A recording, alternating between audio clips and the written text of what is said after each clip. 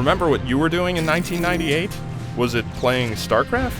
Then you're probably pretty excited about the sequel, the first non-World of Warcraft Blizzard game since 2003.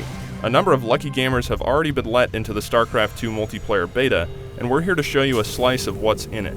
Specifically, that means how the Terran units have evolved from the first StarCraft to StarCraft II. Yes, sir! Let's start with the simplest of the Terran units, the lowly SCV. These guys in StarCraft are the backbone of your economy. They mine minerals and transport gas so you can build and expand.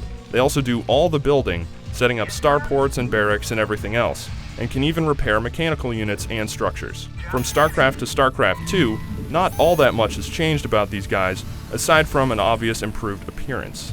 Be sure to keep building these guys and keep them busy if you want a chance to win. The Marine is the most basic infantry unit for the Terrans in both StarCraft and its sequel.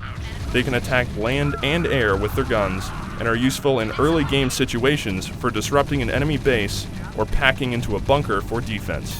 In StarCraft II, they obviously look prettier and have been tweaked a little, like how you can upgrade them with combat shields that add hit points. Do not send these guys in against heavily armored units like siege tanks, or you'll probably get wiped out.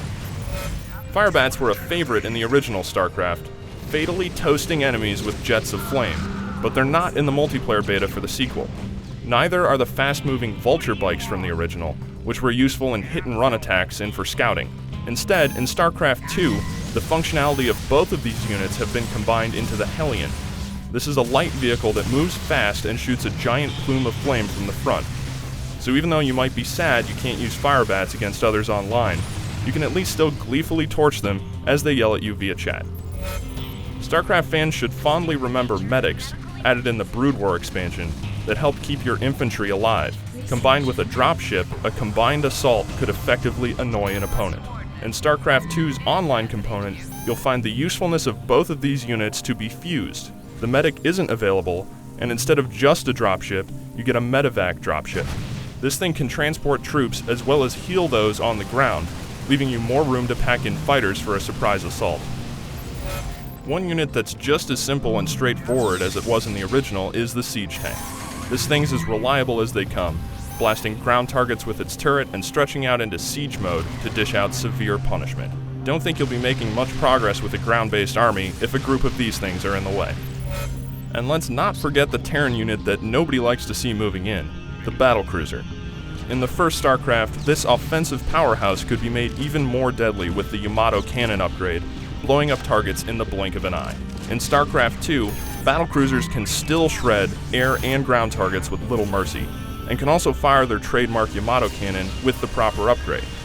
If you see a big group of these things headed your way, you better be prepared, or it's pretty much lights out. And finally, though there isn't really a direct analog to these guys in the first game, the Terran Thor unit in StarCraft II is too cool to neglect mentioning. This huge walking tank can decimate ground units with its giant cannons and even knock out airborne foes with missiles. Creating a varied assault force with these guys leading the charge is tough to stop, unless of course you run right into siege tanks. There are plenty more units in the Terran arsenal, but this should give you a quick idea of how some of the things have evolved. Of course, I haven't touched on all the ways Blizzard adjusted the Zerg and Protoss forces in the sequel, so stay tuned to IGN for more coverage for as long as the beta stays open. And who knows, maybe this game will actually come out someday.